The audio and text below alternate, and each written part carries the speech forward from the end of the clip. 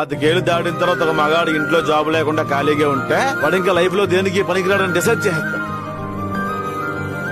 ఊరోజు సిటీకి వచ్చి అనామకుడిలో బతుకుతున్నారండి. ఇంటికి ఫోన్ చేసి డబ్బులు అడగలేరు, పెళ్లికి ఫంక్షన్లకి చుట్టాల మధ్యలో తిరగలేరు, ప్రేమించిన అమ్మాయికి సమాధానం చెప్పలేరు. గట్టిగా ఏడవాలనున్నా మనస్ఫూర్తిగా ఏడవలేని దౌర్భాగ్యపు జీవితం మాది. ఎవరు బాధలాడుతున్నాయి. నాకు తెలిసి ఏదైనా కావాలి అనుకుంటే వెయిట్ చేయాలి లేదా లాక్కోవాలి. పైన ఉన్న చందమామ నవ్వట్లేదు, కింద ఉన్న నువ్వు నవ్వితే వెలుగు వస్తుంది. ఇలాంటి పులిహార మాటలకి నవ్వుకుంటారు మామ. ఎవరు నిన్ను దేకను కూడా దేకరు. Because money is many things. గుర్తుపెట్టుకో మామ, నీలాగా నేను దెబ్బలు తిన్నావాడిని.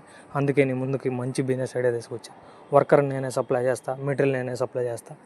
దమ్ముందా బిజినెస్ చేసుకోగలవా? 18 డిఫరెంట్ ఐటమ్స్, డిఫరెంట్ స్టైల్స్ ఉన్నాయి. లాస్ వస్తే నన్ను అడుగు, బిజినెస్ చేసుకో, బాగుపడు.